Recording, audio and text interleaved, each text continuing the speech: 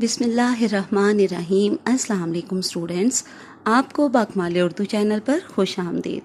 Students, ہم جماعت داہم کی اردو کی درسی کتاب میں سے حصہ نظم کے مکمل نوٹس پڑھ رہے ہیں، اور اس سلسلے کی پہلی 2 نظموں کے ہم مکمل نوٹس پڑھ چکے ہیں۔ آج ہمارے پاس نظم نمبر 3 ہے، درۂ خیبر، جو کہ حفیظ جالندری نے لکھی ہے، اور یہ نظم جو ہے مثنوی کی حیت میں ہے، اور یہ 17 اشعار پر مشتمل ہے۔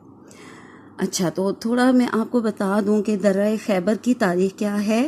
دنیا کا یہ جو مشہور درۂ خیبر ہے، یہ پشاور سے 11 میل کے فاصلے پر یہاں بنے تاریخی دروازے باب خیبر سے شروع ہوتا ہے، اور یہاں سے تقریباً 24 میل یعنی تورخم کے مقام پر پاک افغان سرحد پر ختم ہو جاتا ہے، جہاں سے لوگ ڈیورن لائن عبور کر کے کراس کر کے ہندوستان میں داخل ہو جاتے ہیں۔ اور غیر ملکی اور مقامی لکھاری اس بات پر متفق ہیں کہ جتنے زیادہ حملے درۂ خیبر پر ہوئے، اتنے شاید ہی دنیا کے کسی اور شاہراہ پر یا کسی اور گزرگاہ پر ہوئے ہوں۔ اس دروازے سے ہی پورے درۂ خیبر کی اہمیت اجاگر ہو جاتی ہے۔ یہ ایک فوجی اور تجارتی گزرگاہ بھی ہے۔ سابق صدر پاکستان فیلڈ مارشل ایوب خان کے دور حکومت میں یہ دروازہ بنایا گیا تھا، اور اس کی تعمیر 2 سال میں جون 1963 یعنی کہ 1963 میں مکمل ہوئی تھی۔ ٹھیک ہے، اس کے مشکل الفاظ کے میں نے معنی یہاں لکھے ہوئے ہیں، تو دیکھ لیجئے آپ۔ کڑکتی ڈراؤنی اور زوردار آواز، چھاتی، سینہ، دہلتی، کانپتی، گھٹا کالے اور گہرے بادل، تھرا یعنی لرز کر، کانپ کر، چٹیل، ویران۔ آگے ہے جی پگڈنڈیاں، کچے پکے راستے، نرنگ ہستی یعنی زندگی کے رنگ، نظیریں، مثالیں۔ آگے ہے راہ رو، مسافر۔ اس کے بعد ہے جی زیادہ تر بہت آسان الفاظ استعمال ہوئے ہوئے ہیں، اس لیے کچھ الفاظ کے معنی لکھے ہیں۔ میشر، روز قیامت۔ ہنگامے یہ دونوں مصروں میں لفظ آ رہا ہے، اس کا لغوی اور اصل معنی جو ہوتا ہے وہ ہوتا ہے افراتفری یا شور شرابہ، لیکن یہاں پر مراد ہجوم ہے۔ آگے ہے جی سنسانیوں یعنی خاموشیوں اور ویرانیوں۔ وحشت خیز یعنی ڈراؤنا، دہشت ناک یعنی ڈراؤنا، اس کا بھی یہی معنی ہے۔ تہذیبوں کا معنی رہنے سہنے کا انداز یا طرز معاشرت۔ جی آگے دیکھ لیتے ہیں، معنی ضرور یاد کرنے ہیں بیٹا، بہت ہی اچھی طرح سے۔ جی آگے ہے دشواریوں، اس کا معنی ہے مشکل راستوں سے۔ آریوں جو ہے یہ آریہ قوم تھی ایک، جو ہے یہ ہندوستان پر آئی تھی، حملہ کیا، قابض ہوئی، اور یہاں کی جو ہندوستان کی مقامی آبادی تھی نا، اس کو اپنا محکوم بنا لیا تھا، اور یہ جو مذہب ہے نا ہندو مت، اس کا آغاز بھی آریہ قوم نے ہی کیا تھا۔ ٹھیک ہے، اچھا پھر آگے ہے جی کارواں، قافلہ۔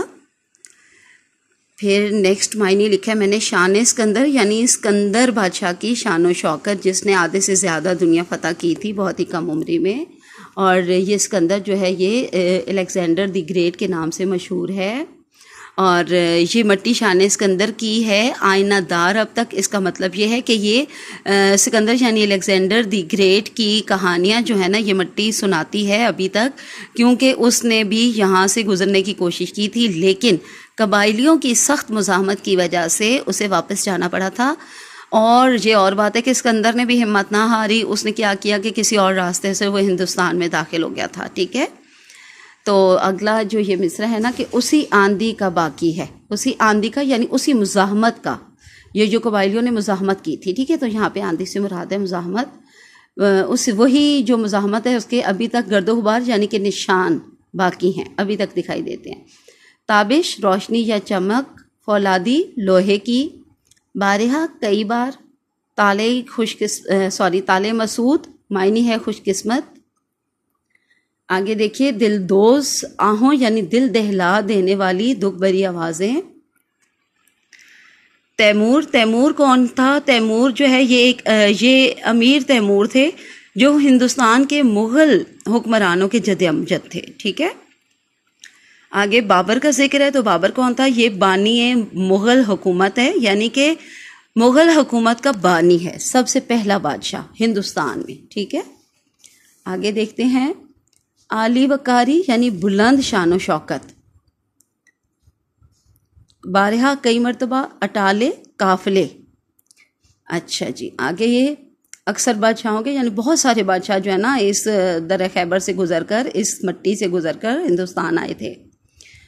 اب وہ کہاں؟ اب وہ شکوہ نادری، شکوہ یعنی جو پر شکوہ کا میننگ ہوتا ہے، شکوہ یعنی کہ شان و شوکت، شان والی، نادری نادر شاہ کی شان۔ اقبال ابدالی، اقبال کا معنی ہوتا ہے عروج یا بلندی۔ ابدالی یعنی احمد شاہ ابدالی اس سے مراد ہیں، وہ بھی ادھر سے ہی گزرے تھے، ٹھیک ہے۔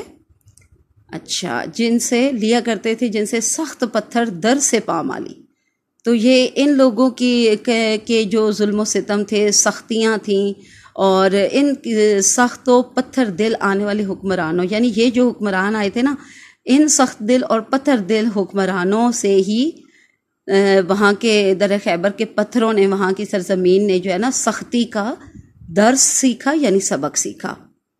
یہ ہے وہ خارزار، خارزار کانٹوں کا جنگل، اس میں ہزاروں آبلے پھوٹے، یعنی یہ وہ سرزمین ہے جو کانٹوں بھرا جنگل ہے، جس میں ہزاروں چھالے جو ہے وہ پڑے۔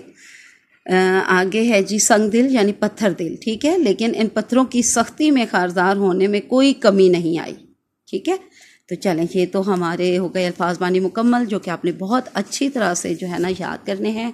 اب ہم جی نوٹس دیکھ لیتے ہیں، اور تھوڑی یہ نظم لمبی ہے تو ذرا ہم جلدی جلدی دیکھتے ہیں۔ حیت کے اعتبار سے نظم درہ خیبر مثنوی ہے، اور اس کا ماخذ جو ہے وہ کلیات حفیظ جالندری ہے، ٹھیک ہے۔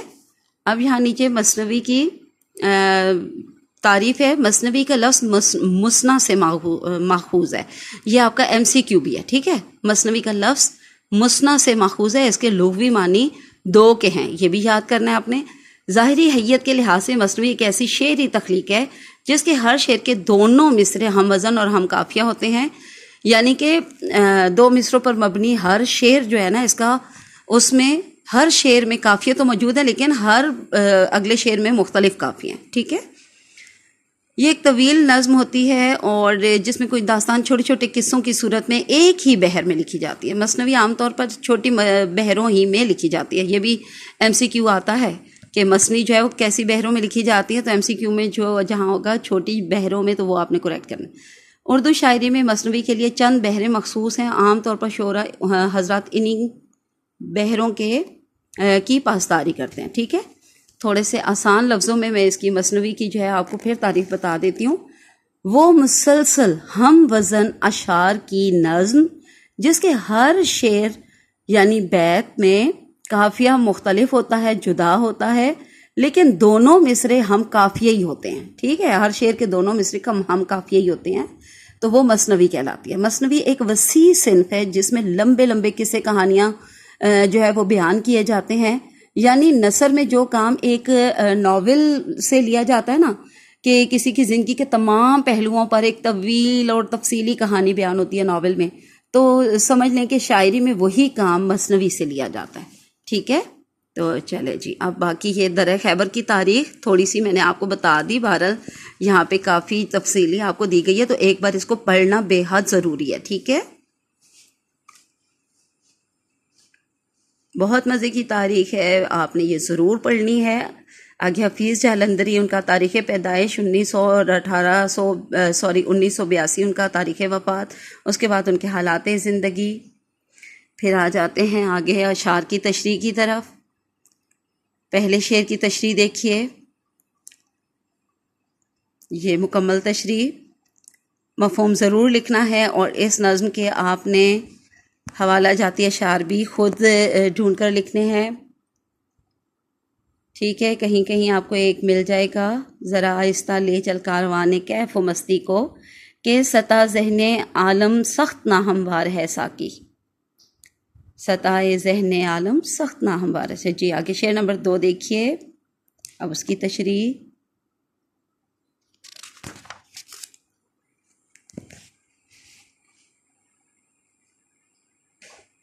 بہت اچھے نوٹس ہیں.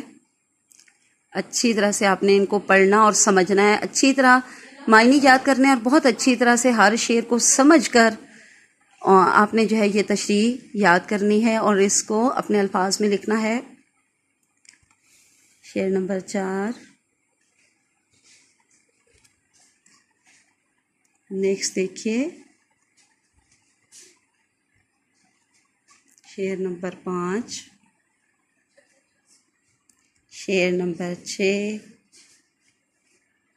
معنی بھی موجود ہیں اور تشریح بھی بہت اچھی.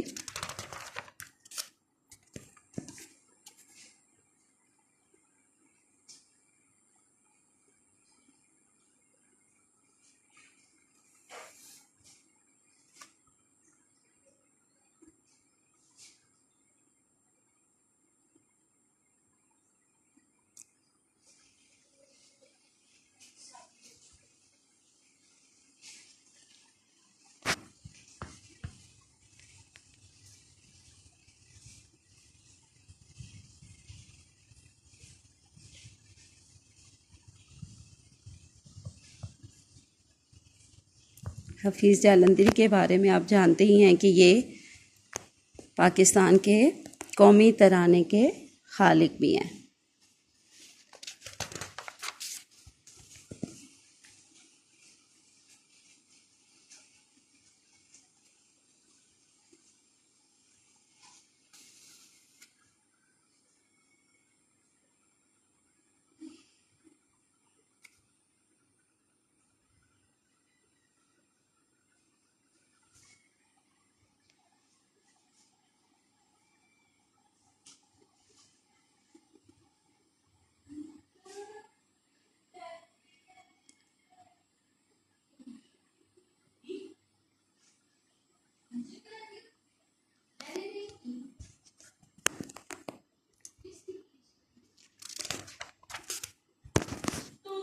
کہ اس کے یہاں پہ 17 اشعار کی تشریح مکمل ہوئی. اس کے بعد مشقی سوال جواب جو کہ آپ نے لازمی بیٹے سارے یاد کرنے ہیں، ٹھیک ہے. تفہیمی اشعار میں زیادہ تر مشقی سوالوں میں سے سوالات لیے جاتے ہیں.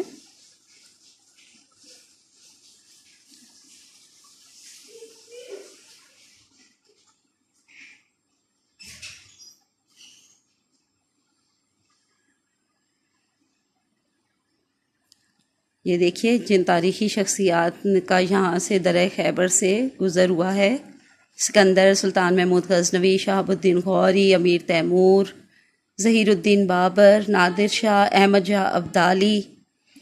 تو یہ دیکھ لیجئے.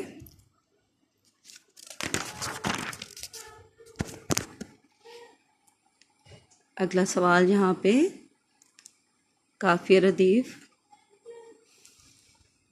تراکیب کے جملے اور مفہوم بھی یعنی معنی بھی ساتھ لکھے ہوئے ہیں. تو یہ بہت ہی امپورٹنٹ سوال ہوتا ہے، یہ بھی اس کا قواعد میں آ جاتے ہیں، تو اچھی طرح سے آپ نے ان کے معنی یاد کرنے ہیں. جی یہ دیکھیے نظم درہ خیبر کا مرکزی خیال، تو یہ ضرور یاد کریے گا. آپ یہ ہر شعر کی تشریح میں شروع میں تھوڑا حوالہ دیں گے تو بہت اچھا تاثر جائے گا. شاعر کے بارے میں بھی لکھا کریں. مثنوی کی یہاں سے پھر آپ نے دیکھ لی ہوگی. اب یہاں حیت کے اعتبار سے مسدس نظم اور مخمس نظم میں فرق دیکھیے. کچھ چیزیں انڈر لائن کی ہوئی ہیں، اس میں سے بہت سارے ایم سی کیوز آتے ہیں، تو یہ ضرور آپ نے اچھے سے یاد کرنا ہے. پھر آگے کثیر الانتخابی سوال جواب، جو کریکٹ آپشن ہے ان کو میں نے وہ لکھے ہوئے بھی بولڈ لیٹرز میں ہیں، لیکن ان کو میں نے سرکل بھی کر دیا ہے. سنت تلمی کی 2 شعری مثالیں یہ ضرور یاد کر لیں. یہ تلمی کی تعریف بہت امپورٹنٹ ہے، وہ بھی یاد کرنی ہے. آگے یہ دیکھیے تفہیم اشعار.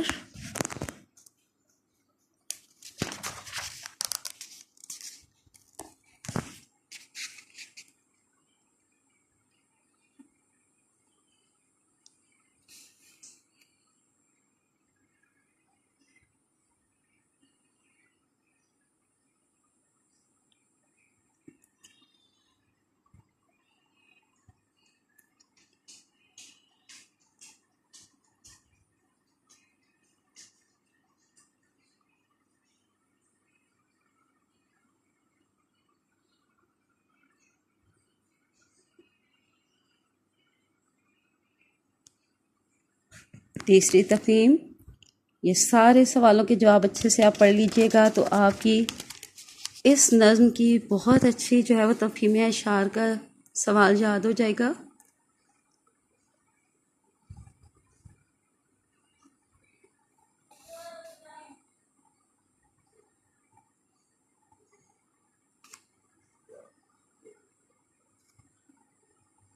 جی چلیے، اب یہ ہماری نظم یہاں تک مکمل ہوئی، آج کے لیے اتنا کافی ہے۔